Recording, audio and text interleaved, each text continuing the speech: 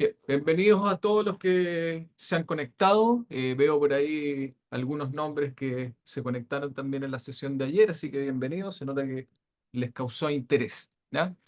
Primero que todo, le doy la bienvenida evidentemente al doctor Marco Paso, quien va a ser el encargado de hacer esta segunda sesión. Así que Marco, te agradecemos nuevamente tu presencia, sobre todo sabiendo porque hay una diferencia horaria que es importante. Así que muchas gracias por el esfuerzo, ¿ya?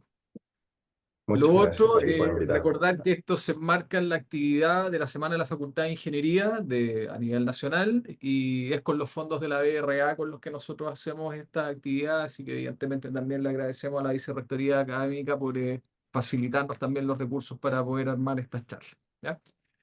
Para los que no estuvieron presentes en la sesión anterior, les comento que el doctor Marco Pasos, profesor asistente de la Universidad de Deusto en España, está conectado desde allá en estos momentos. Su trabajo se centra en las prácticas empresariales de vanguardia que dan forma a estrategias, modelos y mecanismos de creación de valor basados en análisis de datos. Sus intereses de investigación incluyen la servitización, la digitalización, la sostenibilidad y la innovación. Ha publicado en revistas de renombre internacional y ha participado en proyectos de investigación internacionales con diversas universidades europeas. Y en esta instancia nos va a ser nuestra segunda sesión de esta International Faculty. Así que, Marco, sin más que agregar, te dejo, por favor, para que nos des tu presentación. Al igual que en la charla anterior, una vez que el doctor termine de presentar, vamos a abrir una ronda de preguntas, siempre tratando de enmarcarnos dentro del rango horario que fijamos para esta charla. Así que eso, Marco, por favor, muchas gracias por tu participación. Perfecto, Gabriel, muchísimas gracias por la presentación. Muchísimas gracias también a todas las personas que han venido a ver esta charla y que tienen interés en el contenido de la charla. Yo he intentado, un poquito ya haciendo un spoiler, he intentado incluir aspectos, y al igual que en mis charlas anteriores, incluir aspectos que sean más bien relativos de la literatura, de lo básico, de lo fundamental, pero también en esta charla he incluido descubrimientos, yo diría, muy actuales, de hecho, de investigaciones que hemos publicado en el último tiempo. Por lo tanto, va a ser una combinación de qué lo que es un poquito la temática y hacia dónde va la investigación o los descubrimientos en dicha temática. Eh, Sin más preámbulo, voy a comenzar ya a presentar. No sé si está cambiando esto correctamente. Si lo ven bien, perfecto. El nombre de la presentación de hoy, o el título de la presentación de hoy, tiene que ver con Industria 4.0. Particularmente vamos a ver dos tipos de implicaciones, ¿no? Operativas, es decir, dentro o a nivel de cadena de suministro, y también de sostenibilidad. Y el término de revolución tecnológica en el título no es baladí tampoco, no es una cosa que me he inventado, sino que tiene que ver con el impacto que están generando estas tecnologías, las tecnologías que están integradas dentro de lo que llamamos la industria 4.0, y el cambio que están generando en la operativa empresarial, justamente, en el cambio de modelo, de innovación de negocio continuo. Y por lo tanto, más que una revolución, se llama una evolución, y está el término ahí todavía en debate, ¿no? De que es una evolución tecnológica o al mismo tiempo una revolución tecnológica. Yo tomo un poquito los dos y me gusta combinarlos y usarlos indistintamente. Por lo tanto, lo que sí quiero dejar claro es que realmente lo que estamos viviendo con respecto a la industria 4.0 es un cambio radical de paradigma donde la manufactura ha cambiado, se ha automatizado, se ha robotizado y se ha digitalizado por completo. Entonces, sin más, para continuar, vamos a ver si esto cambia. Ahí está. Me quiero presentar en primer lugar. Mi nombre, tal como dijo Gabriel, es Marco Paso Asáez. Soy profesor de la Deusto Business School del área de management. Concretamente hago ahora mismo asignaturas de marketing, de estrategia y otras. Y soy chileno. Ya llevo bastante tiempo en España, llevo alrededor de unos 14 años, ¿no? Pero soy chileno. Me eduqué en la UNAP, en la Universidad Arturo Prat de Iquique.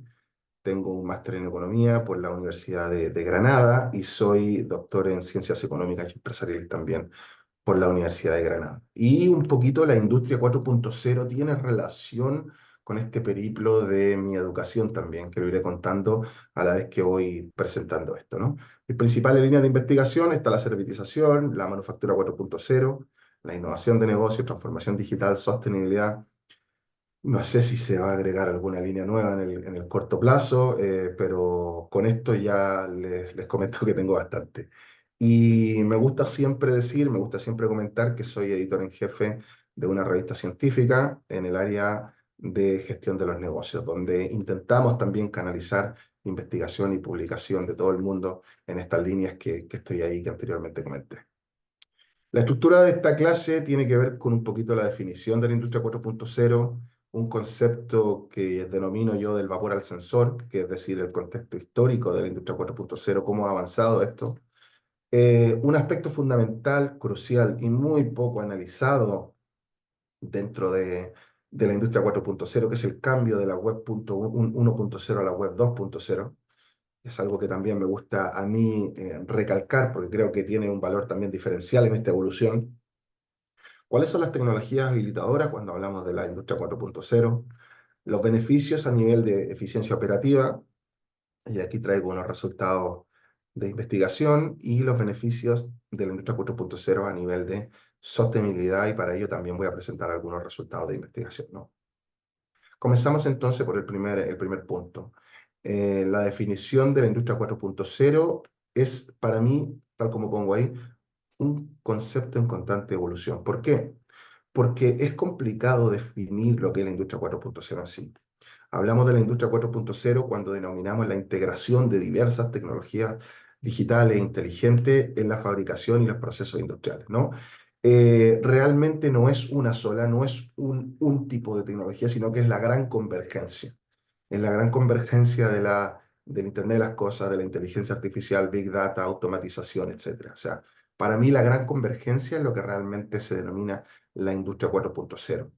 Y lo que permite en términos operativos para las industrias es la fabricación inteligente y la creación de fábricas inteligentes, lo que llamamos también las smart factories, que son empresas que están aumentadas o están complementadas con sistemas de sensórica, con, eh, con monitorización continua y con respuesta propia también. Que esto es algo que también es necesario recalcar, que tienen cierto grado de inteligencia para resolver problemas operativos cada vez más complejos. En un comienzo era simplemente dar respuesta al buen funcionamiento de una maquinaria, es decir, está operando óptimamente, si no, si operaba óptimamente, se mantenía, si no enviaba una alerta o la máquina se detenía. Sin embargo, eso normalmente generaba cuellos de botella dentro de los procesos de la fábrica. Ahora lo que vemos es que toman decisiones y son capaces de optimizar la función de la cadena por completo, debido a que tienen esta inteligencia, por ahora digo, para establecer toma de decisiones más bien operativas, y esperamos que en un futuro empezar ya a encontrar antecedentes de toma de decisión a nivel mucho más amplio, ¿no? Y esto a nivel mucho más amplio nos referimos también a nivel de proyección de demanda y de cálculos de demanda, de poder optimizar la demanda en tiempo real o intentar analizar la demanda en tiempo real para optimizar también la gestión de materias primas. Es algo que estamos analizando y que nos gustaría conocer a futuro, ¿no?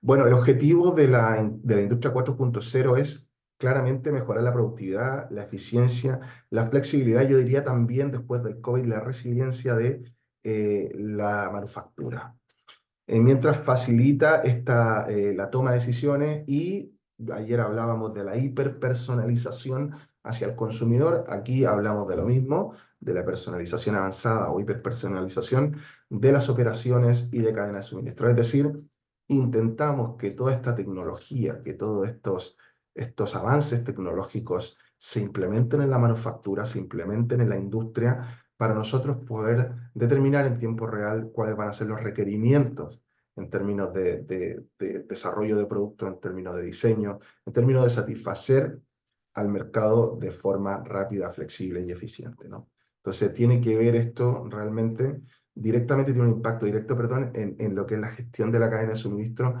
y cómo estas tecnologías facilitan no solamente el desarrollo de productos, sino que al mismo tiempo, tal como decíamos en la charla de ayer, la innovación continua, el ir conociendo el mercado continuamente, el ir conociendo los patrones también de uso de los usuarios, lo que nos permite, gracias a estas tecnologías, es ir descubriendo estos pequeños espacios para ir generando innovación. Por ahora sigue siendo innovación incremental, lo que vemos es innovación incremental, sobre todo de desarrollo de producto, de mejora de producto. Y me refiero a incremental a su definición clásica, de ir mejorando continuamente, poquito a poco un producto o poquito a poco un servicio, ¿no? Lo contrario de esto sería la innovación disruptiva, que es cuando cambiamos la gestión de un producto o un servicio por completo. Esto, por ahora, lo que vemos es que esa toma de decisiones y ese avance hacia la personalización nos permite la innovación desde un punto de vista incremental, de ir avanzando poquito a poco hacia los requerimientos del consumidor. Contar que el término de la industria 4.0 realmente surge en Alemania en el año 2011 en la Feria Tecnológica de Hannover, que es una de las ferias tecnológicas más importantes probablemente de Europa, donde se presentan las nuevas tecnologías o las tecnologías que van a dominar la industria. Hay que entender también que Alemania es un país que desarrolla muchísima tecnología industrial, un aspecto clave para la temática que hablé ayer también de servitización, que justamente son estas empresas que desarrollan tecnología industrial los que implementan la servitización, ¿no? Y es un país que básicamente tiene Siemens, bueno, tiene empresas muy grandes que se enfocan justamente en este mercado de la industria, ¿no? Por lo tanto, que surgiera la industria 4.0 en Alemania tenía cierta lógica, era de prever o de anticipar, porque es un país que invierte muchísimo y que se preocupa del desarrollo tecnológico para ir optimizando también ellos su base manufacturera, porque son un país altamente manufacturero, ¿no? Entonces, surge en el 2011, tal como digo, y luego en el año 2013, en el 2013, perdón, se presenta la iniciativa oficial ya del gobierno de Alemania, ¿no? Lo que ellos llaman la industria 4.0, ya donde establecen cuáles son los principios y donde establecen realmente cuáles son los parámetros a seguir para ir evolucionando en pos de ese tipo de industria, o de lo que ellos denominan la industria 4.0 o cuarta revolución industrial, ¿no? Esto fue redactado por la Academia Nacional de Ciencia e Ingeniería de Alemania, entonces ellos realmente establecen la normativa y establecen las definiciones para ello. Punto interesante dentro de este periplo que yo comentaba por Europa. Yo el año 2014 hago mi primera estancia de investigación en Alemania y me voy a trabajar a Berlín, a la Universidad SRH de Berlín, que, que la verdad que era una universidad en ese momento, y ya se ha transformado en una universidad técnica, ya se ha vuelto una universidad gigante, pero en aquel momento era una universidad muy enfocada en sistemas de información y tecnología, ¿no? Entonces, mi intención ahí era incluir parte o ampliar parte de mi investigación con un grupo de investigación en concreto que estaba aplicando ya aspectos del Internet de las Cosas, cloud computing y todos estos aspectos tecnológicos que comenzaban a sonar recién por aquellos años. Como yo llego el 2014 a hacer mi estancia de investigación ahí, era un concepto que había surgido un año antes, en 2013, en la Feria de Hannover, y que todo el mundo hablaba. Por lo tanto, tuve la posibilidad de empaparme también del concepto y de hecho de llegar un poquito con el concepto también después de mi estancia de investigación a España y comentar un poco, mira lo que están haciendo, esto se llama la industria 4.0, esto es un concepto nuevo, y tuve la posibilidad también de un poquito encender también esa llama en otros investigadores que luego nos dedicamos a investigar este concepto, ¿no? Por lo tanto, contar que surge no hace mucho, serán realmente desde el impacto importante del concepto unos 10 años, más o menos, unos 10 años donde ya se volvió un concepto muy, muy amplio y reconocido, y cada vez va ganando más fuerza, no solamente en la literatura académica, no solamente en la investigación académica, sino que también en el desarrollo tecnológico y en las implementaciones dentro de la industria. Tanto así que cuando vemos los informes de las grandes consultoras, por ejemplo, me refiero a PricewaterhouseCoopers o McKinsey, lo que vemos es que ellos ya han abrazado esos términos que eran más bien de la literatura académica para utilizarlos en el entorno empresarial.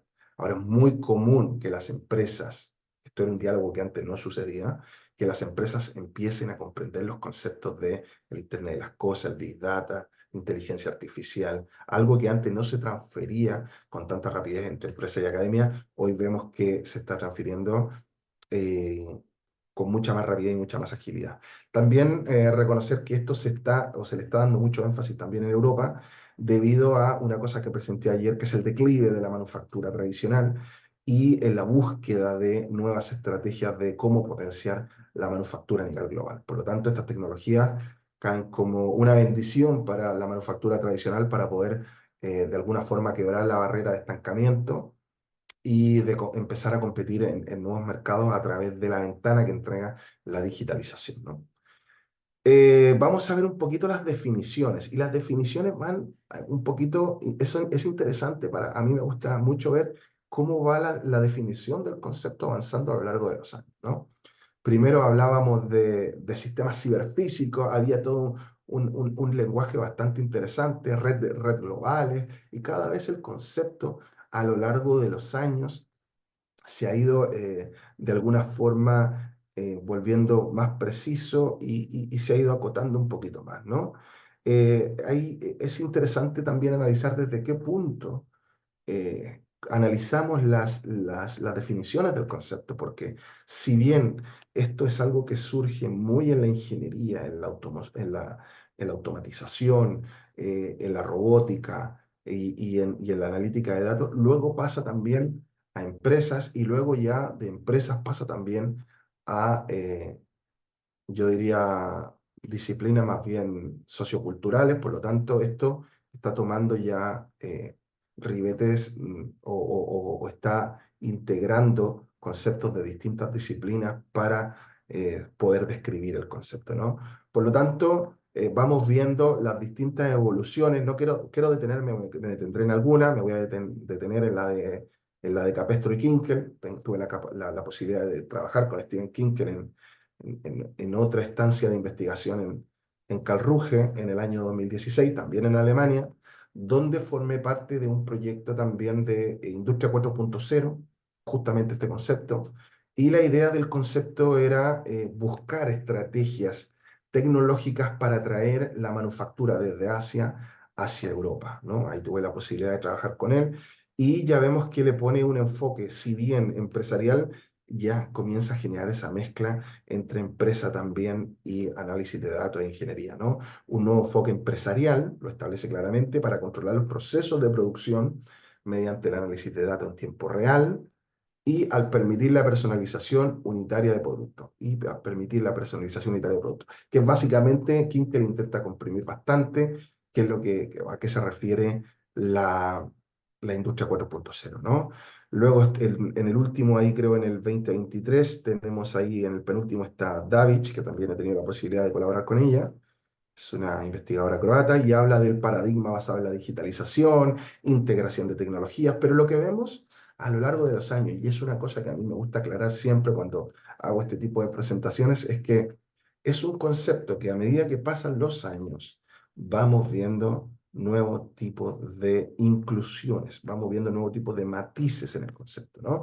Por ejemplo, el último, que ya del año 2024 ya empieza a hablar de la computación cognitiva, y ya empieza a hablar de aspectos o conceptos que quizá a nosotros se nos empiezan a escapar, pero es porque el concepto en sí está comenzando a integrar ya matices de distintas disciplinas, no solo tecnológicas, no solo administrativas o del management, no solo de la ingeniería, sino también ya aspectos sociales. Por lo tanto, es importante comprender que la industria 4.0 no es un concepto estático, no es un concepto al que le podamos dar una definición clara.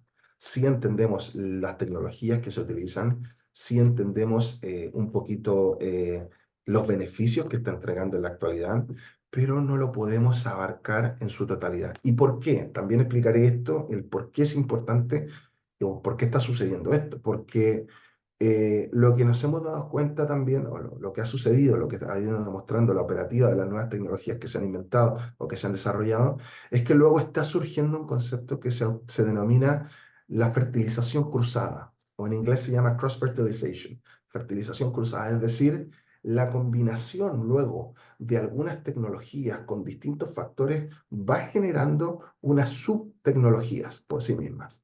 Es decir, combinar tecnologías, estas nuevas tecnologías van generando nuevos focos tecnológicos o nuevos avances tecnológicos por sí mismos.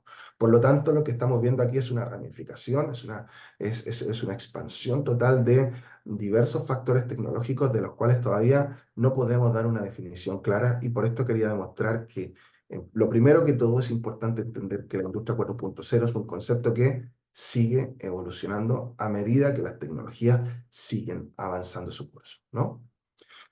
¿De dónde viene esto?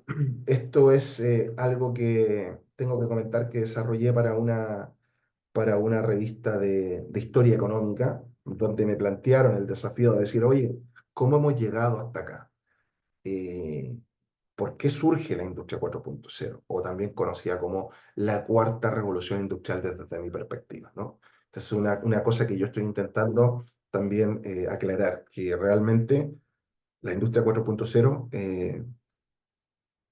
tiene relación o es realmente o se podría considerar la cuarta revolución industrial en términos históricos, ¿no? Y vamos a ver un poquito cómo empieza esto, ¿no?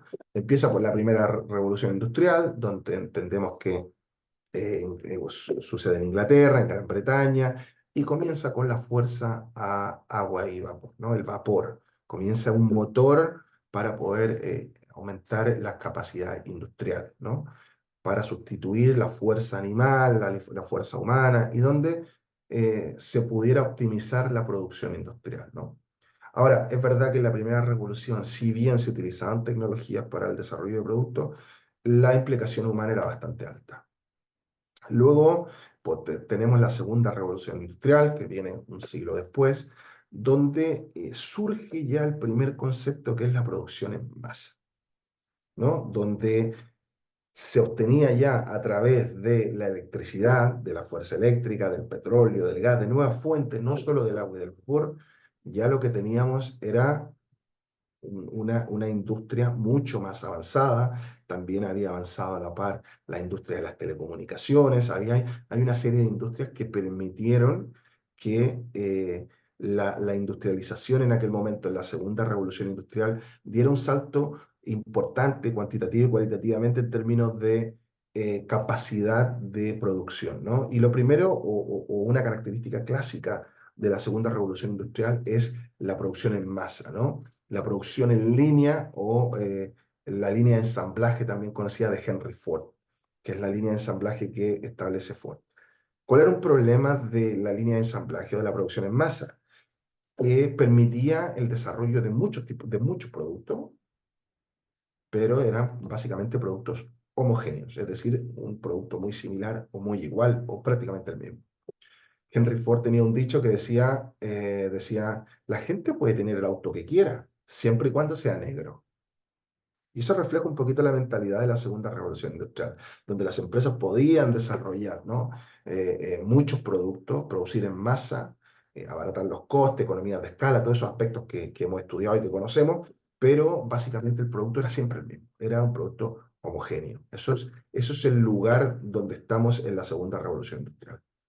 Luego viene la tercera revolución industrial, donde vienen, ¿no?, los nuevos procesos automatizados debido a la inclusión de los sistemas informáticos y las telecomunicaciones más avanzadas, ¿no? ¿Y ya qué permite aquí? Permite automatizar. Ya empezamos a hablar de la automatización de procesos. ¿Por qué?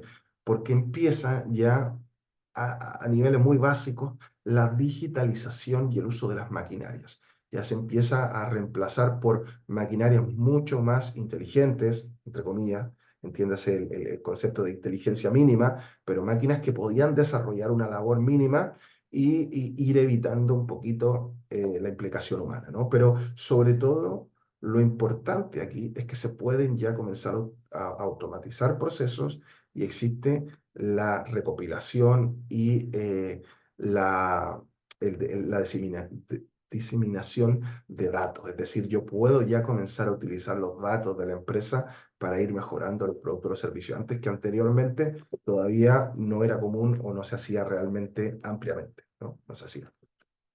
Y luego pasamos a la cuarta revolución industrial, o a la industria 4.0, donde las nuevas tecnologías, y esta es la gran diferencia para mí, la gran diferencia es que pasamos eh, de la producción en masa a la personalización en masa. Es decir, las nuevas tecnologías permitieron que simplemente de entregar un producto homogéneo, ahora tuviéramos la capacidad de adaptar el producto totalmente a las necesidades del consumidor y con una eficiencia de tamaño lote 1, es decir, como si fuera el primer producto desarrollado o desarrollado íntegramente para la necesidad del consumidor.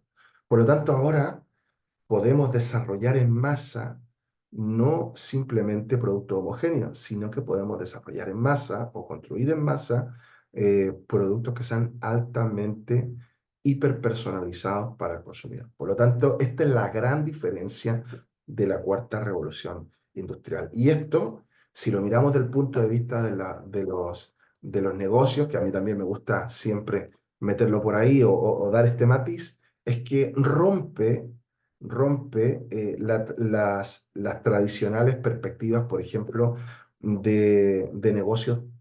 No sé, me quiero referir aquí concretamente a las opciones que establece, por ejemplo, la estrategia competitiva de Michael Porter, donde tiene la diferenciación en los costes, ¿no? Entonces, vemos que en las otras, si intentamos analizar esto, vemos que en otras revoluciones industriales el enfoque era el coste, mayoritariamente reducir los costes, por ejemplo, en la segunda revolución industrial, a través de la homogenización del producto.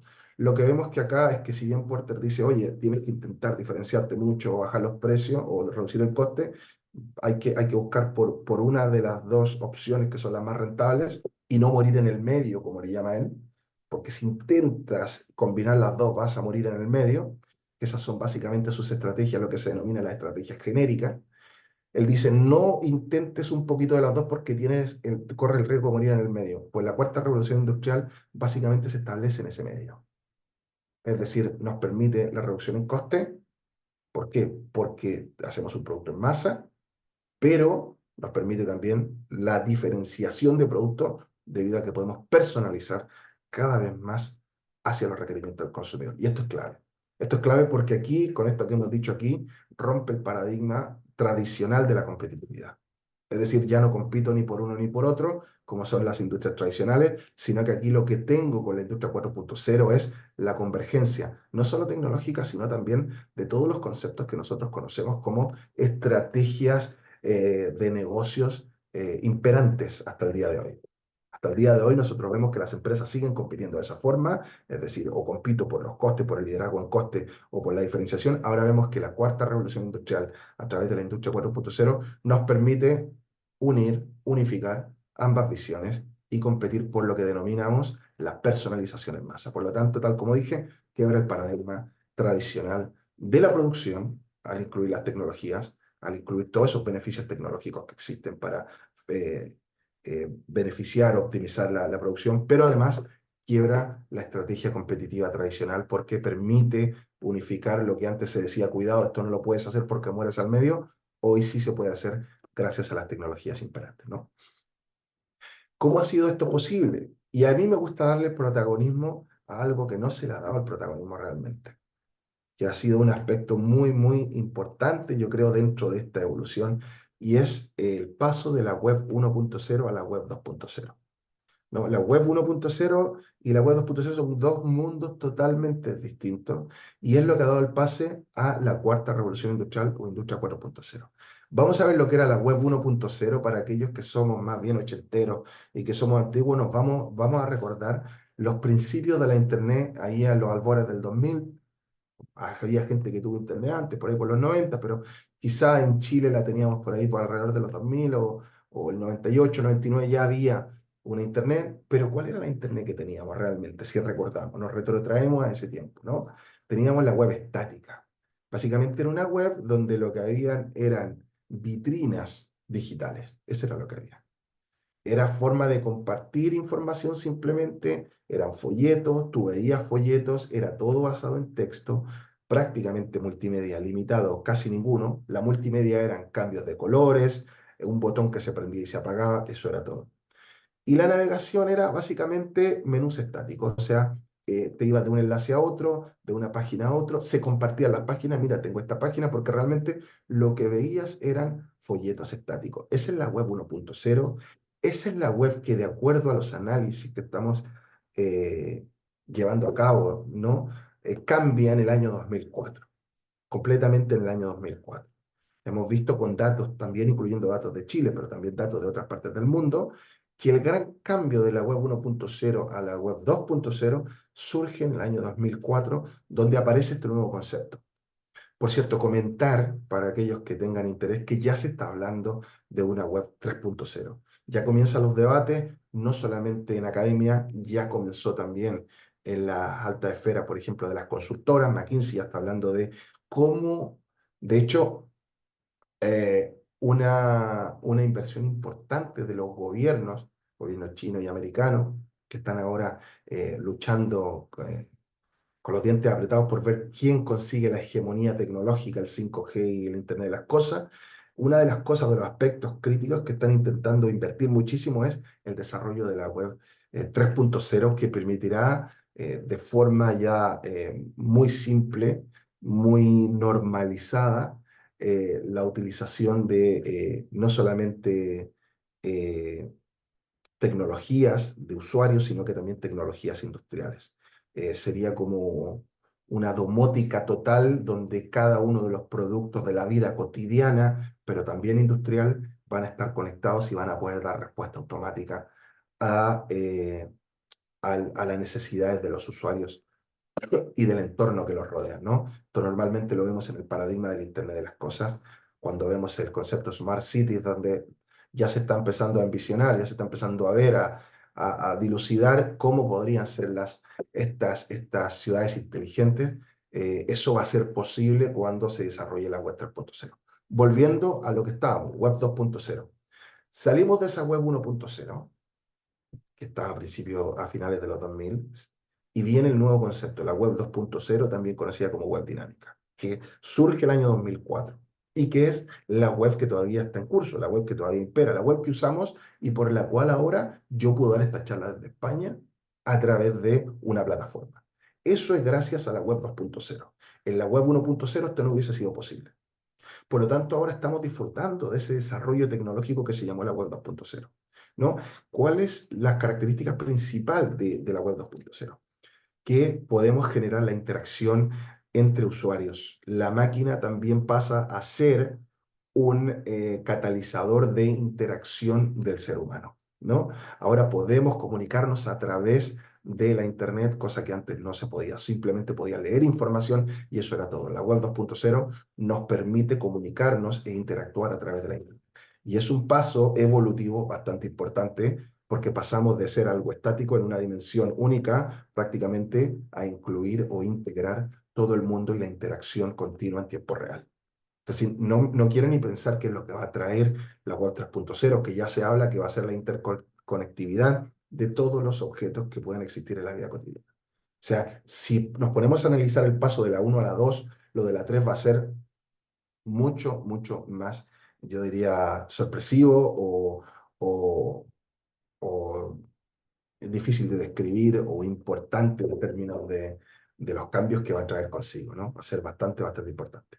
Bueno, gracias a la web 2.0 es que ahora podemos comunicarnos tal como dije y permite la navegación, permite la interacción, etcétera. A través de esta web, cuando surge esta web, es que comienzan a surgir las aplicaciones y toda nuestra realidad digital que tenemos ahora, ¿no? Si podemos tener una identidad digital, comunicarnos digitalmente y tener plataformas como Facebook, YouTube, Twitter, LinkedIn, todo esto es gracias a que surgió la web 2.0. Por lo tanto, para mí, uno de los principales actores, diría yo, de lo que es el cambio hacia la manufactura 4.0 y muchas veces muy poco mencionado, es el paso de la web 1.0 a la web 2.0, que fue lo que propició todo este avance tecnológico. Muy bien. Vamos a pasar ahora a hablar de las tecnologías habilitadoras de la industria 4.0. Yo voy aquí a nombrar algunas. Es verdad que, tal como dije, ahora existe la fertilización cruzada y están surgiendo nuevos conceptos. Y marcadas, aquí también hablo un poquito de la definición mínima y luego factores que nosotros hemos visto principalmente dentro de las empresas, ¿no? La fabricación aditiva o impresión 3D, como todos sabemos, esto es un factor que ahora mismo nosotros estamos intentando analizar desde el punto de vista de la ingeniería, estamos intentando investigar empresas que la están utilizando y saber para qué la utilizan, ¿no? En este sentido tenemos un laboratorio también dentro de la facultad que está trabajando con esto, un Fab Lab, donde hay impresoras 3D de distintos tamaños y para distintos materiales, y estamos intentando recabar información sobre cuál es el uso que realmente le están dando las empresas. ¿Y por qué es importante entender el uso? Porque realmente el potencial completo de la tecnología todavía no lo conocemos. ¿Hasta dónde puede llegar esta tecnología? ¿Qué permite la tecnología? Cada vez, como digo, son avances continuos que van de alguna forma moldeando el crecimiento del avance tecnológico, que luego se combinan con otras tecnologías y dan paso a otras tecnologías emergentes. Por lo tanto, lo que vemos aquí en negrita ahí, bien recalcado, es lo que vemos o lo que hemos podido analizar de descubrimientos de nuestras distintas investigaciones, ¿no? ¿Qué permite? Creación de geometrías complejas, estructuras difíciles que podrían ser desafiantes o imposibles de producir con los métodos tradicionales, y abre nuevas posibilidades para innovación y personalización de productos. Esto es lo que estamos viendo que las empresas están implementando a través de la 3D, ¿no? De la impresora 3D. Sobre todo las geometrías complejas, estructurales, sobre todo piezas de... de maquinarias complicadas, intentar optimizar la creación de piezas para disminuir los costes, por ejemplo, en algunos motores de maquinaria, en algunas piezas de corte. Lo que vemos es que se está utilizando mayoritariamente para esto que yo estoy contando acá. Nuevamente, yo creo que cuando haga este mismo seminario en 2, 3 años, seguramente la lista se va a ampliar muchísimo más, sobre todo cuando ya pueda yo contar, mira, esta es la combinación que hemos visto entre fabricación aditiva o impresión 3D con otras tecnologías. Ya podré contar eso. Lo que vemos ahora es que todavía se siguen utilizando de forma individual las tecnologías, mayoritariamente, y estos son los beneficios que ofrecen. Mayoritariamente puedo decir que es la utilización de la impresión 3D en la creación de piezas complejas, de compleja geometría, para intentar reducir los costes de maquinarias de herramientas y también eh, de piezas de corte que tienen un alto coste en la industria o en empresas industriales, ¿no? Luego vemos la computación en la nube, creo que esto ya lo conocemos todos, tecnología que utiliza los servidores para almacenar, gestionar los datos, poder acceder a ellos, ¿no? ¿Cómo lo están utilizando las empresas esto? ¿Qué están haciendo el día de hoy? Lo que estamos viendo es que las empresas que nosotros normalmente entrevistamos utilizan la computación en la nube para el cifrado de datos, copias de seguridad, recuperación de datos en caso de que pueda suceder esto, y sobre todo para salvaguardar datos comerciales y de propiedad intelectual. Eso es lo que vemos básicamente hoy en día. La computación en la nube se utiliza como una caja fuerte virtual para lo más importante que tienen las empresas, que son el mantenimiento de los datos, ¿no? Hoy en día, lo dice, no lo digo yo, lo dice la revista The Economist, dice que las empresas que competirán en el futuro competirán a través de los datos, porque los datos serán el activo, el petróleo del mañana, ¿no? Eso es lo que dice particularmente The Economist. Y las empresas que han entendido esto ya están comenzando a comprarse sus bóvedas o sus cajas fuertes para poder almacenar estos datos, que realmente lo que hacen es generar luego ventajas competitivas. No olvidemos que son los datos los que alimentan luego el proceso simultáneo de transferencia de información, ¿no? Yo obtengo datos y luego esos datos, a través de mis procesos automatizados de mi inteligencia artificial, yo lo transfiero o lo transformo en información que luego puedo entregar al consumidor final, y esa información es lo que realmente se monetiza y lo que realmente tiene valor en la industria. Es que tú me das tus datos, pero yo te digo de qué forma operar, de qué forma actuar y de qué forma optimizar tus funciones. Por lo tanto, ahí está el negocio actual de las empresas, y las empresas están utilizando hoy en día la computación en la nube para almacenar y gestionar esos datos, ¿no? Esa fuente de futuro, por decirlo así. Luego tenemos la inteligencia artificial, que ahora mismo se está investigando bastante y desde distintos puntos de vista. Normalmente nosotros lo que hacemos es intentar entender de qué forma la están utilizando, y básicamente la están utilizando para optimizar el análisis de los datos y dar respuestas a esos datos. Eso es lo que están haciendo las empresas hoy en día, ¿no? Analiza datos históricos de forma muy, muy rápida, pero no solamente que analice datos históricos, sino que establece patrones claros Y una vez que establece patrones claros, ofrece soluciones o ofrece formas de optimizar esos patrones que ha establecido, ¿no? Por lo tanto, lo que tenemos aquí es que las empresas que necesitan analítica de datos, lo que hacen es optimizar muchísimo el análisis de esos datos y entender, por ejemplo, cuál sería el mejor tipo de modificación que se le tiene que hacer a un producto, el mejor tipo de servicio que se le tiene que entregar a un cliente. Optimizar, por ejemplo, la respuesta que se le tiene que dar a un cliente.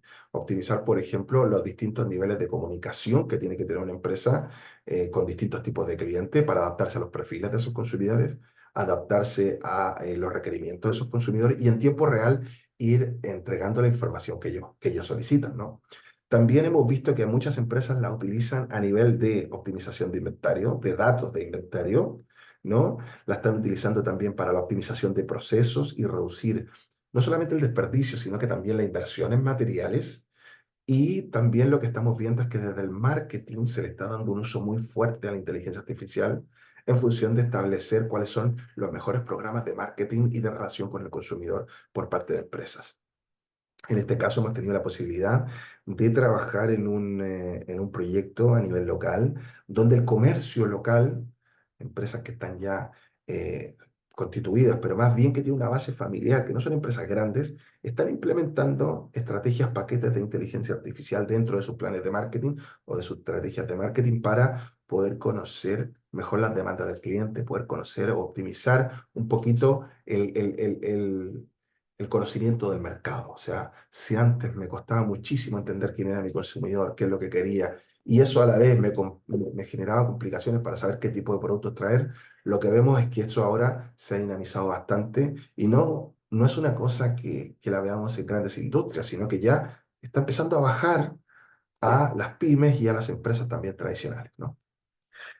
La simulación de gemelos digitales, que es otra de las tecnologías imperantes dentro de la manufactura 4.0, tiene unas potencialidades, yo diría, de las más críticas o de las más importantes que se puede ver, porque lo que genera esto es duplicar entornos virtuales, duplicar la realidad en un entorno virtual y exponer esa realidad virtual a distintos factores para entender cuál sería el comportamiento de cualquier dato que estemos analizando. Por ejemplo, una cosa que se hace normalmente en la industria hoy en día es, lo hablo de un ejemplo que di ayer, es empresas como Rolls-Royce lo que hacen es digitalizar sus turbinas y exponen esa turbina digital a muchísimas condiciones extremas para saber hasta qué punto esa turbina, la resistencia de materiales y los componentes de esa turbina podrían aguantar qué tipo de condiciones y hasta cuánto podrían seguir operando de forma óptima, ¿no? Esto ya se está implementando en la industria, yo diría cada vez a pasos agigantados aquí en la industria manufacturera local vasca, tal como dije en la presentación de ayer, que es probablemente la región industrial más importante de España y una de las más importantes también a nivel europeo, junto con la región del norte de Italia, junto también con el sur de Alemania y junto también con el centro de Inglaterra. Son regiones, zonas que son muy industrializadas. Vemos que ya las empresas comienzan a implementar los gemelos digitales porque les permite a las empresas probar, testear de forma digital sus procesos, sus productos, optimizarlos y entender también de qué forma puedo yo integrar nuevo valor a través de ese producto, ¿no? Si lo tengo digitalizado, si comprendo hasta cuánto ese producto no puede optimizarse, puede aguantar o puede ser expuesto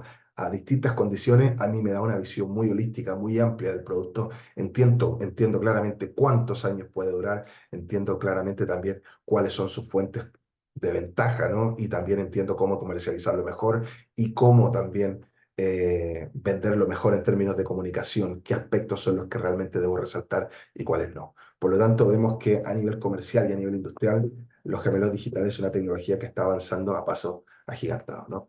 Los robots autónomos yo diría, una tecnología que si bien viene de los 70, ¿no? De esa tercera revolución industrial, es una tecnología que ahora mismo se ha optimizado debido a la convergencia con estas nuevas tecnologías y lo que permite básicamente es aumentar la productividad porque, siempre lo digo, un robot trabaja 24/7, no pide que comer, no pide horario, no toma un café, por lo tanto permite a las empresas optimizar la producción, sobre todo de trabajos rutinarios y sobre todo de tareas que necesiten una precisión muy, muy alta, ¿no? Muchas veces el error humano está siempre posible, es siempre parte dentro de la producción de una empresa. El robot disminuye el factor de riesgo hasta lo mínimo, por lo tanto, el robot permite a las empresas actuar prácticamente con un índice de error muy, muy bajo. Y luego tenemos también una de las otras tecnologías importantes, el Big Data, que es el análisis de las grandes cantidades de datos. Si bien hemos dicho que el cloud computing nos permite almacenar datos, la inteligencia artificial nos permite de alguna forma cifrar, encontrar qué es lo que tiene valor dentro de esos datos. Esos datos hay que meterlos en algún lugar, esos datos hay que comprenderlos, esos datos hay que analizarlos, ¿no? Y eso nos lo permite también el Big Data, ¿no? Intentar analizar los datos en tiempo real, grandes cantidades de información, comprender también esa información, de qué forma se puede analizar, de qué forma se puede guardar, de qué forma se puede también distribuir. El Big Data nos permite, siempre lo digo, es como un chocolate, ¿no? Un gran chocolate que va dividiendo en cuadritos los distintos tipos de datos que tiene la empresa y así la empresa luego puede seleccionar qué cuadrito es el que quiere en ese momento utilizar, ¿no? Se está utilizando mucho hoy dentro de las empresas industriales para identificar patrones, al igual que la inteligencia artificial, pero primero lo hacía el Big Data. El Big Data ya lo venía haciendo, yo diría, desde el año 2017. Hoy las empresas se han pasado a la inteligencia artificial porque ofrece una interpretación humana mucho más alta, pero el Big Data ya lo venía haciendo. El problema era que el Big Data todavía requería capacidades analíticas y de comprensión de datos por parte de una persona humana, algo que ya la inteligencia artificial directamente no requiere.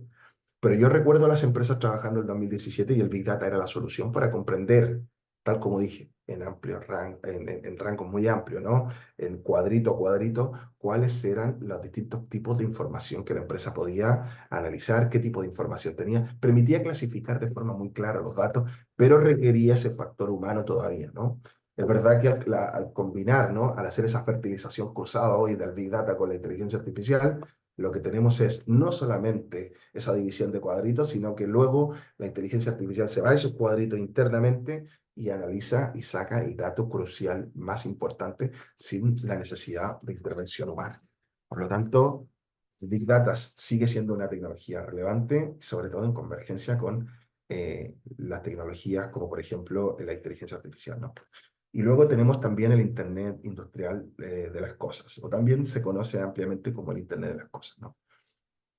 Que es ya la utilización de sensórica, sobre todo de sensores de alta calidad para poder conectar cualquier dispositivo de la vida cotidiana a Internet. Dentro de la empresa se utiliza la conexión automática o la utilización de sensórica para conectar cualquier tipo de maquinaria y esa maquinaria poder de alguna forma digitalizarla a través también de otras tecnologías, como lo que hemos hablado del gemelo digital, y generar lo que nosotros llamamos la fábrica digital. Tú tienes una fábrica real, pero también tienes una fábrica digital que puedes ir operando y puedes ir optimizando en tiempo real. Por lo tanto, el Internet de las cosas nos permite esto.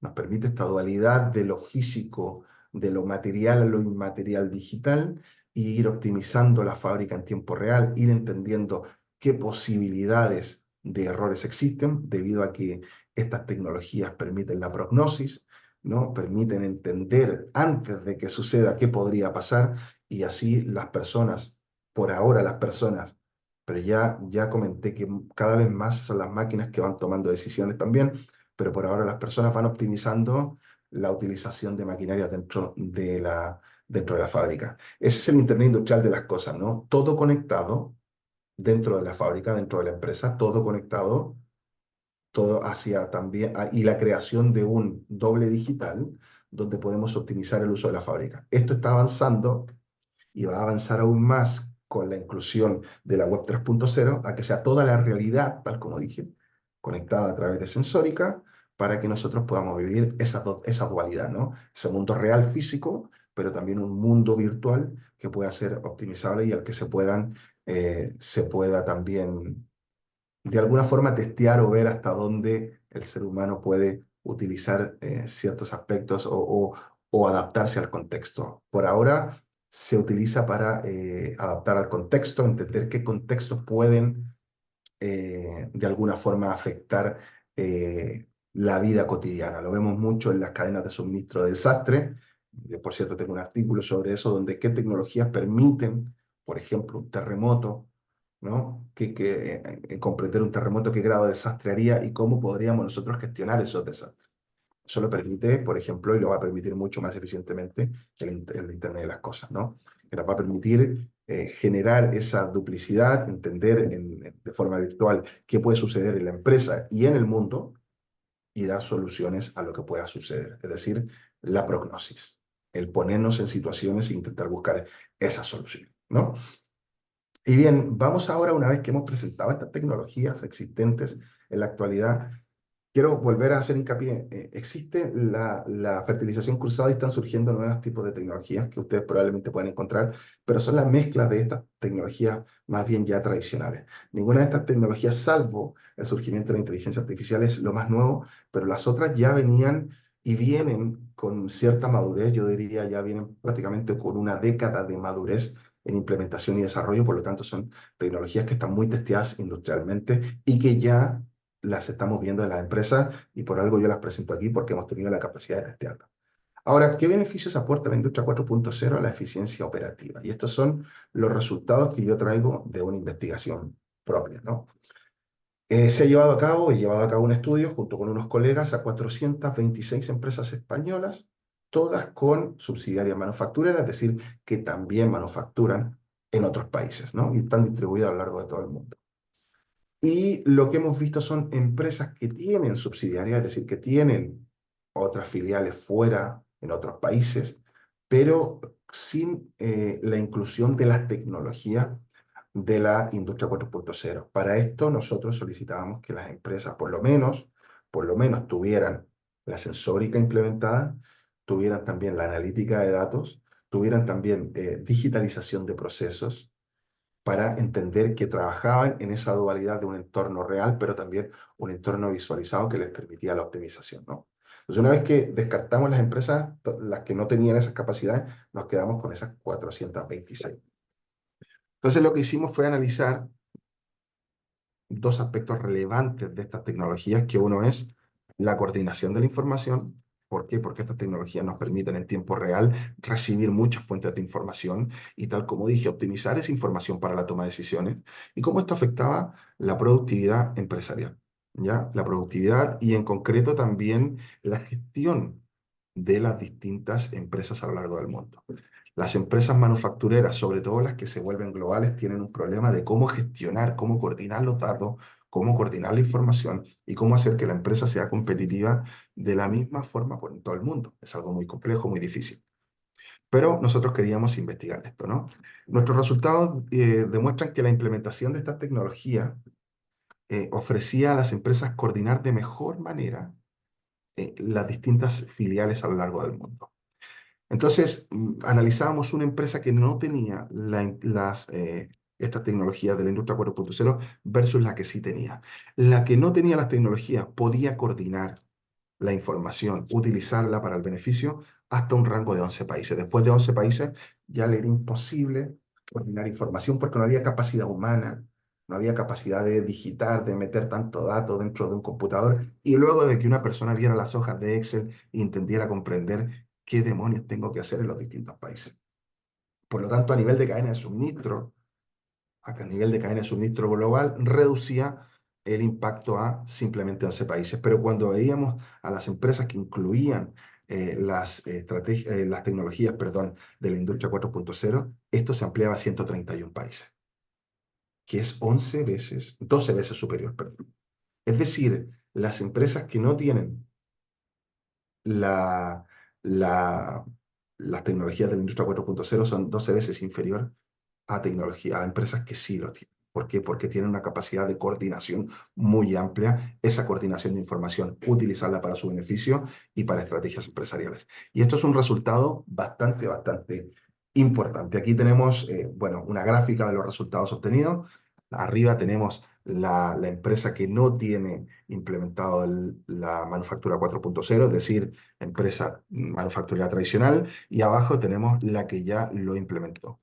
Entonces tenemos ahí que puede coordinar información de sus filiales alrededor del mundo hasta 11, después ya no hay capacidad humana, como dije, pero cuando tenemos las tecnologías de la industria 4.0, eso aumenta 12 veces y podemos ampliar esa coordinación hasta para 131 países. Por lo tanto, son resultados bastante importantes a nivel de cadena de suministro, ¿no? Este es el nombre del artículo por si alguien quiere en algún momento analizarlo, si alguien en algún momento lo quiere ver, si alguien está interesado en hacer análisis de cadena de suministro y eh, esta industria 4.0, aquí tiene un primer paso para empezar a entender cómo se va desarrollando esto, ¿no? Lo he hecho con colaboradores de la Universidad de Edimburgo y también de la Universidad de Normandía en París.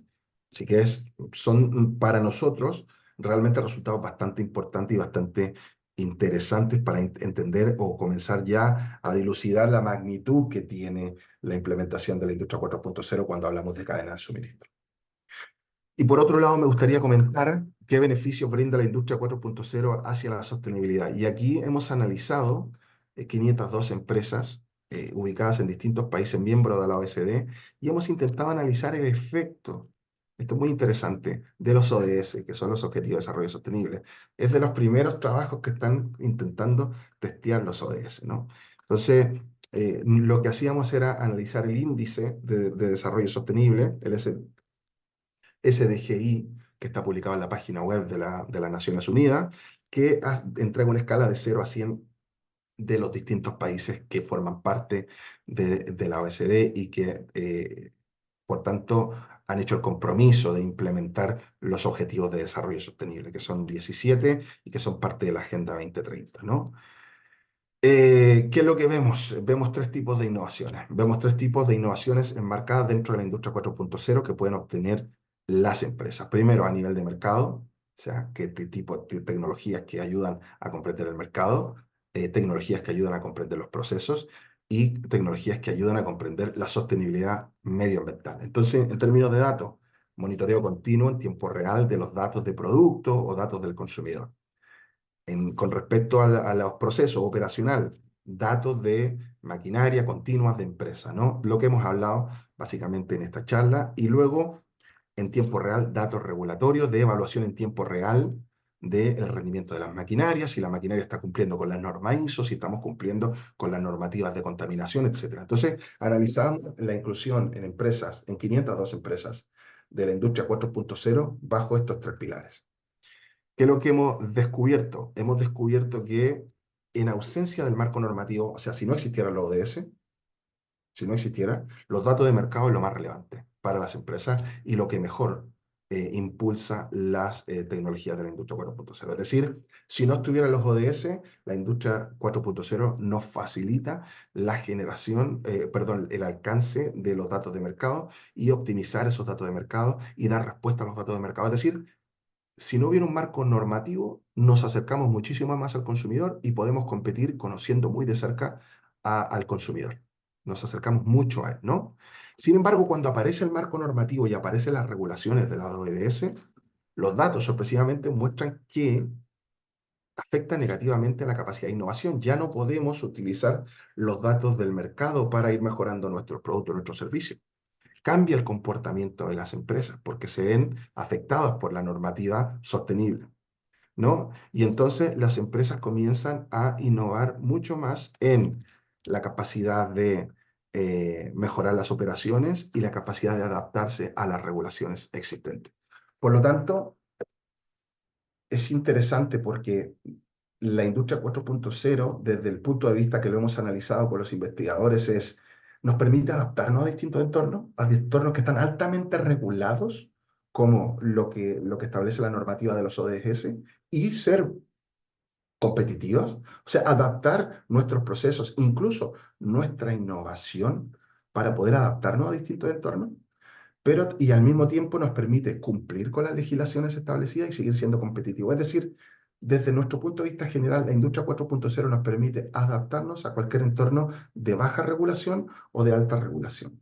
En una baja regulación vas a optimizar los datos del mercado y eso te va a hacer mucho más competitivo. Y en una alta regulación vas a tener que analizar los datos de la operativa, de la sostenibilidad y mantener esa competitividad por otras vías. Por lo tanto, la industria 4.0 te da distintas vías, aunque el contexto sea muy complejo, para seguir siendo competitivo. Y esos son resultados que realmente eh, son muy interesantes y nos encantó compartirlos también en distintos seminarios porque generaron también muchísima controversia y muchísimas ganas de seguir investigando en esto. Esta es la portada del artículo por si a alguien en algún momento le interesa, lo quiere ver y quiere entender el efecto de la sostenibilidad y de las normativas sostenibles en la capacidad de las empresas y cómo esto se puede de alguna forma mitigar y se puede optimizar a través de la utilización de las tecnologías 4.0. Y en términos generales, ya para cerrar, voy a demostrar distintas características o distintos beneficios que hemos visto a lo largo de las investigaciones. A nivel de operaciones, los beneficios de la industria 4.0 permiten optimizar el consumo de energía, reducir el seguimiento de los residuos, optimizar recursos, transparentar la trazabilidad de cada una de las piezas dentro de la fábrica, incluso del producto fuera de la fábrica, y cumplir con leyes y políticas y regulaciones y sobre todo con las normas que regulan las operaciones en los distintos entornos. Entonces nos permite adaptarnos a entornos industriales y también alcanzar y optimizar todos esos beneficios que he nombrado ahí, ¿no? A nivel de producto, o sea, a nivel de operaciones tenemos esos beneficios, a nivel de producto tenemos lo siguiente, nos permite diseñar producto mucho más sostenible, entendiendo el ciclo de vida del producto de forma mucho más amplia debido al prototipado virtual, la simulación, la optimización, todo esto que hemos hablado de los gemelos digitales, fomenta la colaboración entre los distintos entes que les importa comprender el funcionamiento de esto, ya sean las empresas, las universidades, los consumidores, para co-crear las soluciones sostenibles, es decir, crear en conjunto. Y ante esto vemos que está surgiendo un concepto que se llama los ecosistemas de Industria 4.0. Es decir, ya no solamente yo compro las tecnologías e intento desarrollarlas por mí mismo, sino que ahora lo que se hace son alianzas con distintas empresas tecnológicas, no tecnológicas y también centros de investigación y universidades para intentar comprender en su magnitud el efecto de estas, ¿no? Así que a nivel de producto, mucho más beneficio, reutilización de productos. Ya tenemos ahí empresas como Nissan que están generando autos que se pueden reciclar en un 90% y que esto ha sido posible gracias a la utilización de la industria 4.0, ¿no? Y a nivel de sociedad o más bien de sostenibilidad, vemos claros avances en la mejora de la seguridad de los trabajadores, vemos claros avances también en la satisfacción del trabajo, porque las personas se pueden dedicar a labores que realmente no son tan repetitivas y que generan un desafío intelectual, que eso le gusta mucho a los trabajadores y vemos que es algo que está sucediendo en las empresas. Y también podemos ir siguiendo las condiciones ambientales, los signos vitales de los trabajadores, generar entornos de trabajo seguro y también hacer algo que estamos haciendo aquí o que estoy haciendo yo en este momento, que es el trabajo remoto y tener esa flexibilidad para comunicarse a lo largo del mundo. Por lo tanto, los resultados, estos son resultados, un pupurrí de resultados que hemos encontrado a lo largo también de nuestras investigaciones sobre Industria 4.0, estos tres niveles, ¿no? A nivel de la operativa de la empresa, de sus productos y de la sociedad. Y por último, comentar que yo me desempeño en un entorno, Euskadi, que es el País Vasco, donde la industria inteligente, la manufactura 4.0, forma parte del desarrollo sostenible o es una de las prioridades de la estrategia a nivel europeo y es uno de los pilares de crecimiento de esta zona. Por lo tanto, lo que yo veo continuamente es un entorno de empresas manufactureras que están implementando tecnología y en un entorno donde se fomenta la implementación y el desarrollo tecnológico y además que se entregan subvenciones, beneficios para que las empresas vayan optimizándose y vayan avanzando hacia la digitalización total. Y con eso termino mi presentación. Muchas gracias. Pido disculpas por extenderme un poquito y quedo ahora abierto a cualquier pregunta, duda o consulta que ustedes puedan tener. Muchas gracias. Muchas gracias por tu presentación, Marco. Damos inicio a la ronda de preguntas. Yo tengo un par de preguntas y como tengo la palabra, voy a iniciar. Muy bien. Así damos un poquitito el debate. Tengo dos preguntitas, una como para iniciar un poco bien ingenua y la otra ya un poquitito más aplicada. Entonces, mira, eh, ¿cómo se relaciona la transformación digital con la industria Mm. 4.0? Pero la pregunta va en relación a que una depende de la otra, una gatilla a la otra, se asocian. ¿Cuál es la relación que se produce ahí entre esos dos conceptos? Sí, yo creo que es un prerequisito una de la otra. Empieza con la digitación, ¿no? Que esto parte por ahí por los 80 cuando empezamos a transformar todos los aspectos más bien físico a digital, ¿no? Bueno, digitization se dice en inglés, no sé si es el calco correcto, pero es digitizar o digitalizar básicamente algunos aspectos de la empresa tradicional. Y luego viene lo que se conoce en inglés ya como la digitalización, ¿no? La digitalización y la transformación digital. Que la gran diferencia es que no habla de conceptos abstractos, sino que habla directamente del entorno empresarial. El entorno empresarial, ya se empieza a entender el entorno empresarial como el factor del cambio digital. Y ese avance yo diría que es primario, el avance de la transformación digital es primaria y es la antesala para la inclusión de la industria 4.0. Por lo tanto, si tú me preguntas a mí, Marco, ¿cuál es el orden histórico? Yo diría que sería la digitalización de pequeños factores, aspectos, como por ejemplo traspasar un papel de físico a digital y eso después nos permitía almacenarlo en un pendrive antiguamente a después establecer procesos de desarrollo dentro de la empresa con capacidades digitales, a luego ya implementar las tecnologías de la industria 4.0 que nos permite la interacción y la coordinación de información, que es uno de los factores que yo presento en mi artículo, que es primordial para la toma de decisión empresarial. Antiguamente no se podía hacer. Vemos ahí la diferencia entre empresas que lo hacen a mano o que lo hacen con capacidad humana versus las que lo hacen con las nuevas tecnologías y vemos que son 12 veces mucho más superiores. Por lo tanto, desde mi punto de vista, Gabriel, yo diría que es la antesala hacia la digitalización o la transformación digital. Para mí es la antesala tener esas bases claras, ¿no? Y hay distintos modelos de transformación digital, tú esto lo sabes bien también. Es la antesala para luego poder implementar estas tecnologías dentro de un marco ya más bien maduro. Fantástico. Ya. Gracias, Marco. Y la No, por última nada. pregunta, para darle espacio a los asistentes, es, en algún momento mencionaste que dentro de los beneficios, ¿no es cierto?, de la industria 4.0 a nivel de operaciones, existía una mayor transparencia y trazabilidad de la cadena de suministro. ¿Ya? Sí, ¿Sería sí. posible que profundizaras un poquitito o a lo mejor algún ejemplo que fuera ilustrativo de este caso? Sí, y esto tiene que ver también por el uso de la sensórica, ¿no? La sensórica nos permite conocer desde la materia prima que se está utilizando, cómo esa materia prima ingresó a un proceso X, de ese proceso X qué subproductos se utilizaron, y luego qué producto se llevó a cabo con esa materia prima, y luego entender a qué país fue, por ejemplo, y qué tipo de uso se le está dando. Eso es gracias a que conocemos la materia prima desde el inicio y la sensórica, bueno, los RFID, todos estos aspectos tecnológicos que ahora se han incluido en la industria nos permiten trazar completamente, entender el paso a paso y hasta dónde termina de un producto. He tenido la posibilidad de trabajar sobre todo con la tecnología RFID en la trazabilidad alimentaria, en las cadenas de suministro de alimentos y podemos entender desde el agricultor, desde dónde viene la materia prima, qué proceso se vio involucrada, qué se desarrolló con esa materia prima, a qué supermercado, incluso si paga con tarjeta, a qué cliente fue a parar. Entonces, esa trazabilidad desde la cuna a la tumba, como le llama también la economía circular, permite que la conozcamos al revés y al derecho por completo gracias a estas tecnologías. Fantástico. Entonces, ¿qué es primero, el huevo o la gallina? ¿El desarrollo tecnológico Ya, impulsa ya, las ya. mejoras en la industria o las necesidades de la industria impulsan el desarrollo tecnológico? Es lo que tú has dicho. De hecho, tengo un coautor que quería ponerle ese nombre al artículo, que es lo primero que la gallina, no lo han dejado, la editorial.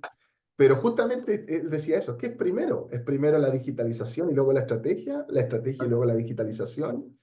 Y me parece que es un poquito lo que conté ayer, que nos quedamos en el medio. Y depende de la industria, depende del sector, depende del tipo de empresa, depende de las capacidades que tenga la empresa, del talento humano. Son múltiples factores. Esto es algo multifactorial donde al final cada empresa hace su paso a paso porque tiene capacidades distintas para ir desarrollándolo de una forma única.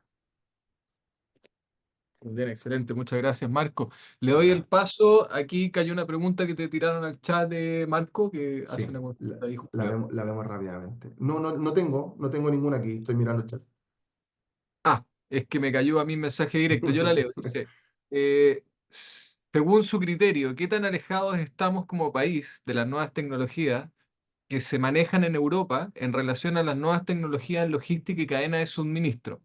Y de ser así, ¿cuáles cree que deberían ser los primeros pasos o dónde colocar el mayor enfoque para desarrollarnos de mejor manera? Copio la pregunta al chat para que la puedas leer también. Sí.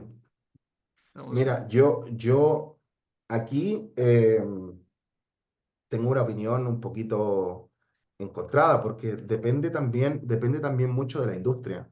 Si nosotros analizamos la minería chilena está a la vanguardia de la minería a nivel mundial, global.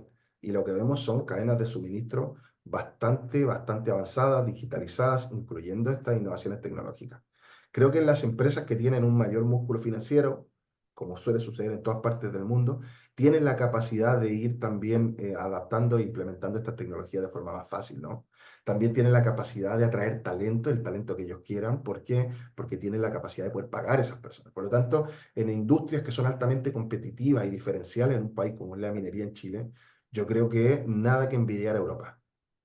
Ahora, el problema está cuando bajamos de esas industrias y vamos a industrias medianas, a industrias más pequeñas o vamos incluso a la industria familiar. Aquí lo que vemos, una de las demostraciones que dije acá, es que vemos ya que en marketing, empresas familiares ya están empezando a implementar para conocer mejor a su consumidor.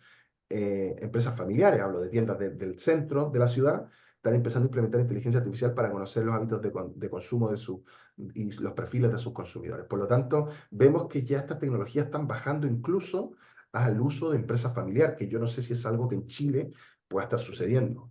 Necesitaría hacer un análisis, pero en respuesta o para dar respuesta concretamente a eso, creo que Chile no está para nada atrás, no estamos atrasados. De hecho, este análisis evolutivo que yo presento aquí de las tecnologías y la capacidad tecnológica del cambio de la web 1.0 a la 2.0, los hago con datos chilenos, con la base de datos del Ministerio de Innovación, concretamente el uso de tecnología. ¿Y por qué?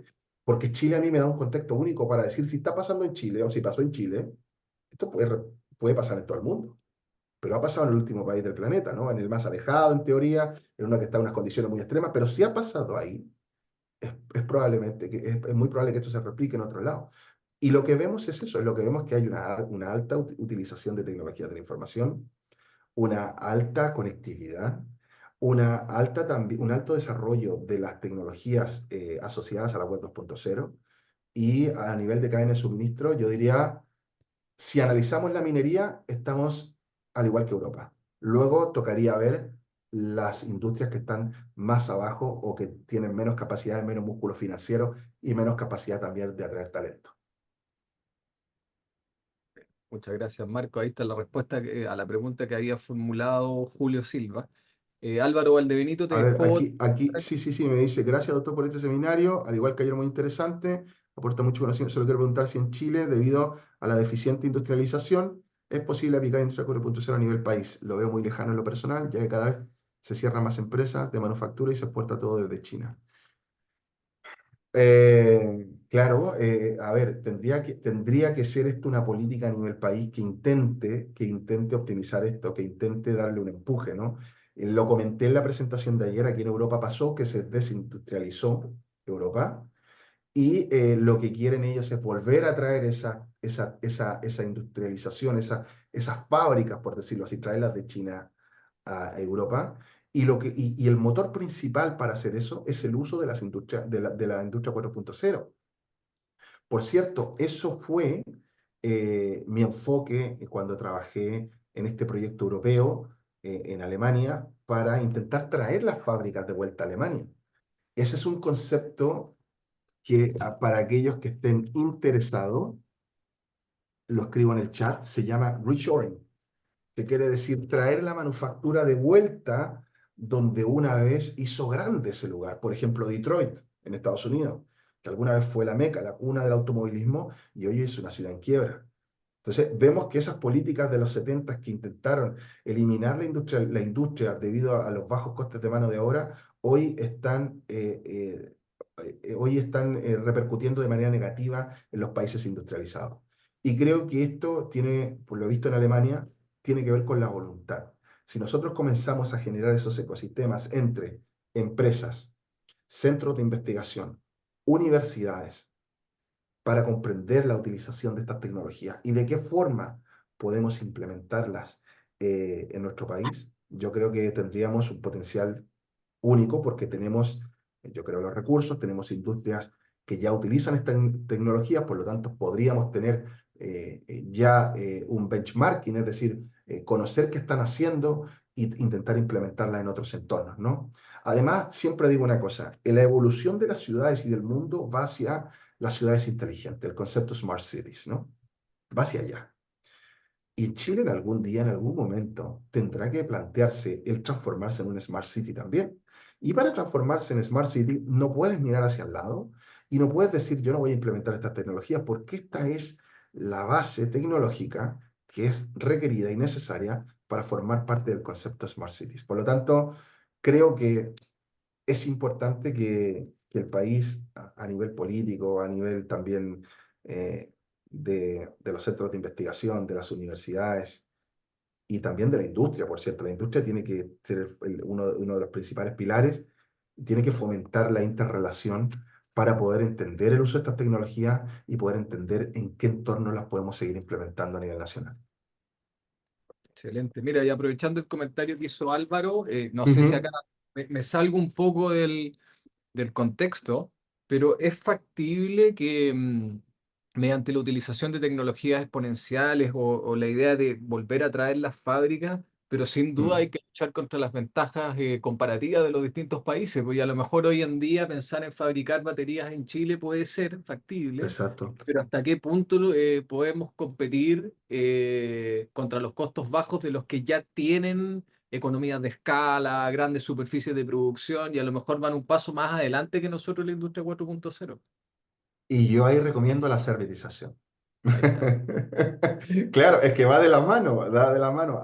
La servitización te permite entregar ese factor diferencial, generar productos industriales, pero quebrar la transaccionalidad, generar relacionalidad y hacerte fuerte por el conocimiento que tú tienes. Somos riquísimos en conocimiento. Podríamos empezar por una industria en la que sabemos mucho, que es la minería, por ejemplo, y de ahí ir avanzando, ir traspasando ese know-how a distintos sectores. Pero yo creo que es una cuestión de voluntad. Siempre que lo comento con colegas, yo siempre veo esto como una cuestión de voluntad, de intentar poner esto sobre la mesa y decir, este tiene que ser el plan de desarrollo tecnológico de un país.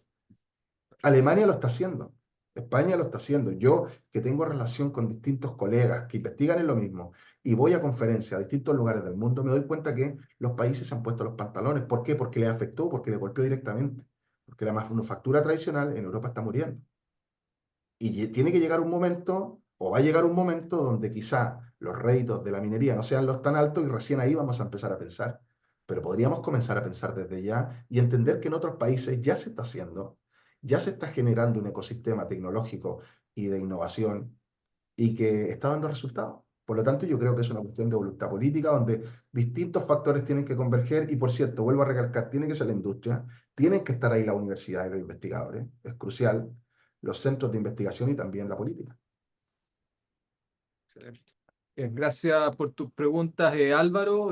Gracias también, Marco, por la respuesta. No sé si alguien más tiene alguna otra consulta. Vamos a dar unos segunditos ahí. Si alguien tiene vergüenza y no quiere preguntar, pero bueno. Pueden ir Eh, escribiendo en el chat, no hay problema. Buenas tardes, profesor Marco, ¿cómo está? hola, Muchas buenas gracias tardes, por su Matías. presentación. Muchas gracias a La verdad, más que una pregunta, me gustaría como debatir un tema porque a uno como la inteligencia artificial, si bien va muy de la mano con la que es la industria 4.0, Ujú, mi pregunta es como hasta qué punto, o sea, no, en realidad no es una pregunta, pero hasta qué punto vamos a aceptar las recomendaciones de la industria, porque, por ejemplo, si un día dice que es dejar, no es viable, por ejemplo, un grupo etario o un grupo de personas dejar de venderle, por ejemplo, eh, no sé qué organismo va a terminar la regularización de eso, porque si bien, por ejemplo, no hay regulaciones, ujú. eh, la inteligencia artificial depende mucho de la persona o que lo programó o de la ética de la persona misma.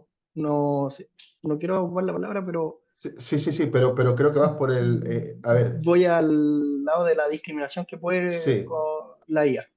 a ver, quiero comentar una cosa, y eso tiene que ver también, más que por el lado tecnológico, más que por el lado del desarrollo, tiene que ver con la regulación imperante, la regulación. Tiene que haber una buena estructura que regule esto. Y voy a contar un caso. Lo que tú hablas se denomina dentro de un marco que se llama la brecha digital.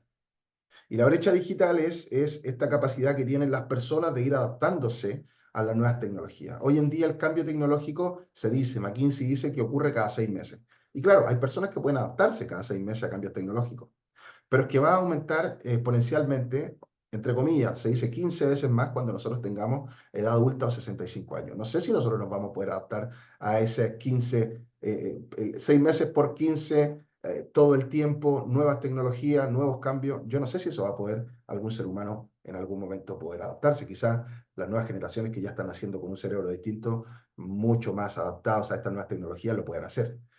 Creo que habrá generaciones que no podrán. Entonces se genera eso de la brecha digital donde las personas no pueden alcanzar el avance tecnológico. Algo que sí está sucediendo aquí en Europa, por ejemplo, lo intentaron hacer los bancos. Los bancos no tenían personas humanas en un momento y simplemente establecieron máquinas para que operaran.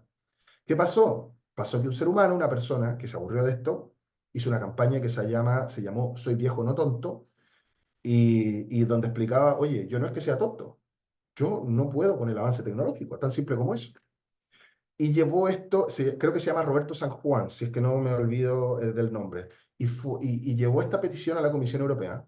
Fue denominado incluso el Ciudadano del Año, el año 2021, 2022, y consiguió que hubiera una regulación, una normativa europea donde dijera, hey, las industrias no se pueden digitalizar del todo y pasar por encima del ser humano. Al final son para y por el ser humano y para servir sobre todo al ser humano. Por lo tanto, establecieron de que si bien tenían que haber tecnología, tenían que también haber personas y también tenían que haber personas que pudieran explicar el uso de las tecnologías en las oficinas bancarias. Esa regulación llevó a que hoy en España todos los bancos tengan que tener un ser humano y que ese ser humano tenga que atender a las personas y también, si las personas lo requieren, enseñar cómo se tiene que operar las nuevas tecnologías que se están implementando. Yo creo que la tecnología no se puede implementar, Matías, un poco para dar respuesta a lo tuyo y dejando este ejemplo de lado, no se pueden implementar para pasar sobre la naturaleza humana. Al contrario, tiene que ser un optimizador de la naturaleza humana y las tenemos que utilizar para optimizar lo que nosotros quizás nos cuesta o nos genera muchísimos costes de oportunidad, ¿no? O sea, si yo ya no puedo hacer alguna cosa porque toma mucho tiempo, hay una curva de aprendizaje muy laboriosa, me cuesta demasiado, yo creo que las tecnologías están para ayudarte a avanzar en pos de esos nuevos niveles intelectuales que tenemos que alcanzar como sociedad.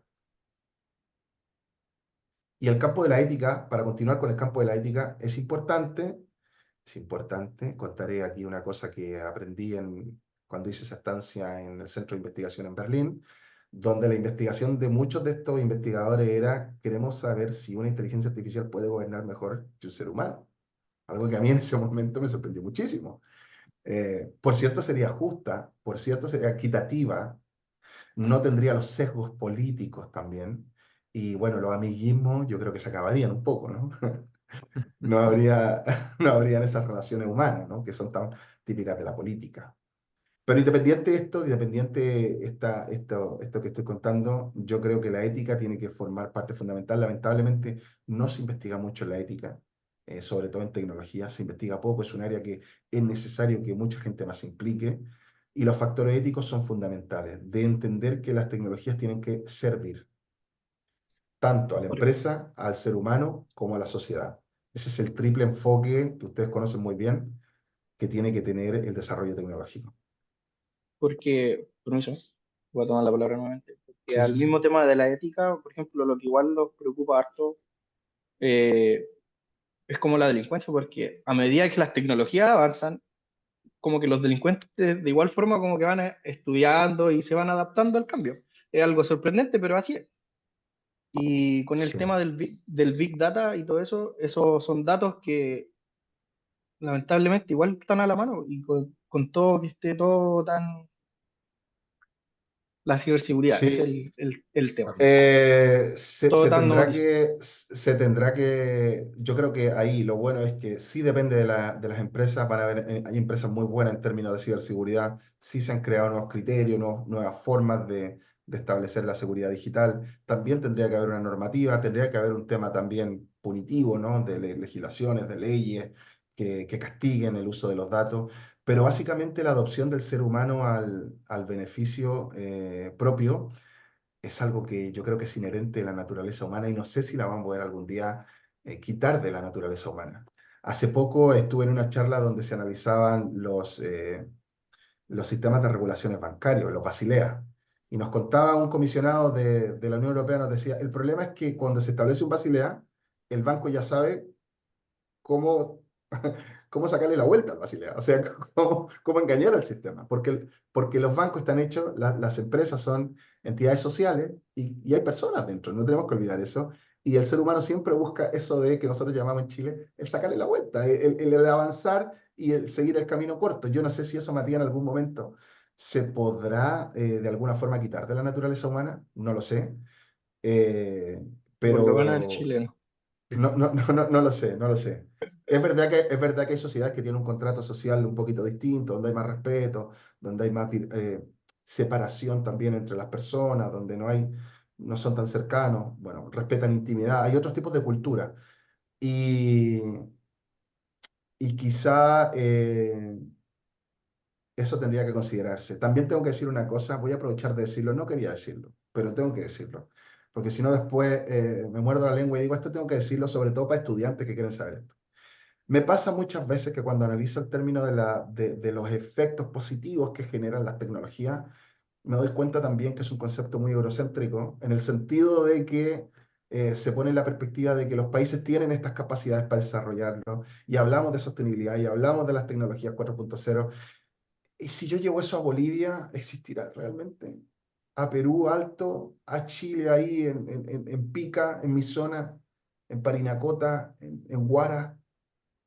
¿Podemos replicar esto? A mí a veces tengo yo como investigador también esas reflexiones, ¿no? Porque digo, cuento unas cosas a veces que digo es ideal, voy a las empresas, lo veo, pero digo, esto no es transferible a todas las realidades. O van a tener que suceder muchos cambios en las sociedades para que esto suceda. Porque yo lo denomino un concepto muchas veces eurocéntrico porque digo, sí, parto del bienestar de aquí. Pero me ha pasado con alumnos, por ejemplo, de Latinoamérica o de Marruecos que me dicen, profe, que eso en mi país sería imposible implementar. Al menos estamos 50 años atrás. Y yo creo que también tiene que haber un avance en términos sociales para que nosotros podamos también adaptarnos al uso de estas tecnologías y a entender también que están hechas para el beneficio humano. Todavía creo que en algunos países todavía estamos al debe y todavía no llegamos a ese nivel de desarrollo, ni social, ni político, ni económico. Lo dije porque creo que es importante también que entendamos que estas reflexiones también se pueden dar con mucha más profundidad fuera del entorno netamente de ingeniería o de tecnología o económico. Muchas gracias, profesor. Pues nada, Matías, muchas gracias a ti. Stefan, no estás con el micrófono prendido. No sé si tienes alguna consulta o es casualidad. Es casualidad. Es casualidad. ¿Alguna otra pregunta? ¿Alguna otra consulta?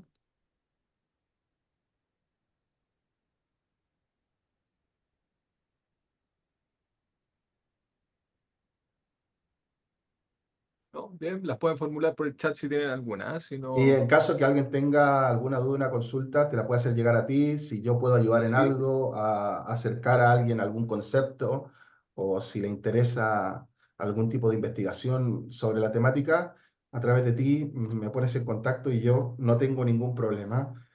Y, y lo que necesiten, si yo puedo ayudar, echar una mano para que comprendan mejor estos conceptos, bienvenidos. O sea, es mi placer, no hay problema. Fantástico, muchas gracias, Marcos. Les voy a escribir mi correo al chat, gabriel.olivares.cl. Cualquier cosa que requieran, por ejemplo, ubicar al profesor, después yo voy a repartir las grabaciones, me pueden escribir tranquilamente. Yo soy el director de Ingeniería Civil Industrial de la sede de Viña, así que me pueden escribir nomás, ¿ya? Bien, si no hay más consultas, agradecemos la presencia de todas las personas que se conectaron, las personas que hicieron preguntas, porque eso evidentemente le da mayor profundidad y hacen más rico este seminario.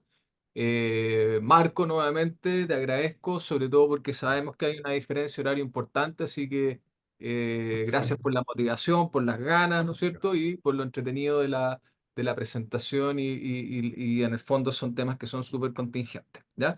Dejamos Bueno, abierta todos estos temas para los alumnos de la carrera que estén interesados y que te quieran contactar, lo pueden hacer a través mío. Incluso si se animan después a formular sus proyectos de título sobre estas temáticas, vamos a incorporar, yo creo que para el próximo año, el profesor Marco en seminario, portafolio y proyecto de título para que los pueda apoyar también con algunas investigaciones que pueden ser interesantes, ¿ya? Así que dicho eso, y le agradecemos nuevamente a la Vicerrectoría Académica, quien es la que facilita esta instancia, a las personas que participaron y al doctor Marco por su excelente presentación, ¿ya? Justo que hay una pregunta. Justo sí, estaba sí, en el sí. cierre, pero como entró la vamos a leer, así que La ahí, leemos, no hay problema. desde que me entró a mí directo, así que te la voy a copiar al chat, Marco. Un segundito, ahí va, ahí está. A ver, debería olvidar en Sudamérica de energías limpias.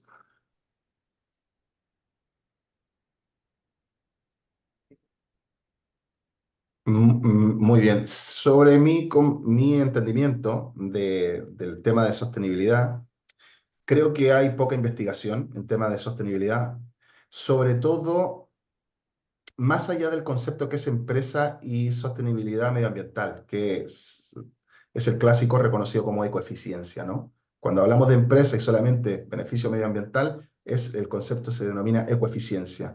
Creo que lo que falta aquí, y sobre todo que nos permitiría el tema de la energía limpia, es ver el efecto social. Es esa variable más alta o la última, diríamos, en la escala, es decir, más importante que se mide poco. Yo diría que en eso, en temas de coeficiencia, de impacto medioambiental, Chile tiene investigadores muy buenos, pero yo diría que estamos al debe de ver cuál es el efecto social del impacto en la sociedad en su totalidad. Y creo que eso sí sería un factor para alguien que quiera investigar cuáles son los beneficios que puede tener, por ejemplo, que Chile tenga eh, un liderazgo en energías limpias, por ejemplo. Entendemos el liderazgo en energías limpias para la empresa, entendemos el liderazgo también para, para el consumidor, pero ¿qué pasa con la sociedad? ¿Qué pasa con esa variable que nadie mide? Y para responder, Gabriela, a esa pregunta, creo que dejaría la inquietud si a alguien le interesa analizar el efecto social que genera este liderazgo, que por cierto lo tiene, pero requiere que alguien se involucre, que alguien investigue, que alguien pregunte, que alguien busque información, que son cosas que normalmente no se han hecho, porque es más fácil entender el impacto para la empresa y para el medio ambiente, porque lo tienes ahí muy rápido, ¿no? Beneficio empresarial, emisión de CO2, yo ya tengo eficiencia, ¿no? Pero ¿qué pasa con la gente en su totalidad, con la comunidad? ¿Qué pasa con las comunidades cercanas? Nosotros, por ejemplo, las hidroeléctricas, por ejemplo, es que hay en Chile, ¿no?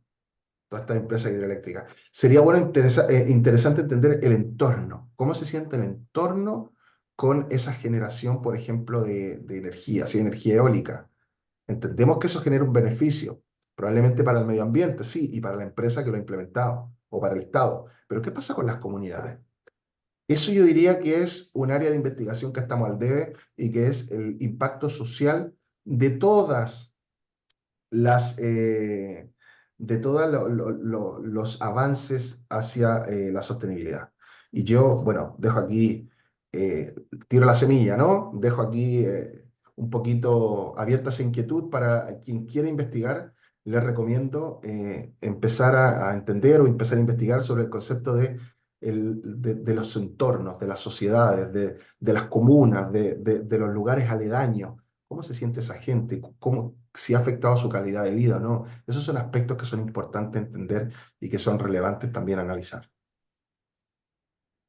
Muchas gracias, Marco. Muchas más gracias, Julio, por la última pregunta. Y ahora sí, les vuelvo a agradecer su presencia, sobre todo Marco, muchas gracias por haber estado aquí. Y nada, pues te agradecemos las ganas, el ánimo y, ¿no es cierto? Y todos estos temas que son de vanguardia, que son súper interesantes para la industria. Así que dicho eso, Mu- colega, mm, nos despedimos. Esta es la segunda Muchas charla final. gracias. Muchas gracias por haber participado. Muchas gracias, Marco. Así que un aplauso virtual para Marco, ¿no es cierto? Y con Muchas eso damos gracias. el cierre a esta actividad. Bien, Mu- Muchas gracias, Gabriel. Muchas gracias a todos. Gracias por estar aquí. Gracias por escuchar y quedarse aquí hasta el final. Y espero que haya sido una temática de interés para todos. Chao, chao. Muchas gracias. hasta luego, que estén muy bien, que tengan Hasta buena luego. Hasta luego. semana. Chao, chao, Chao, gracias. chao. Chao.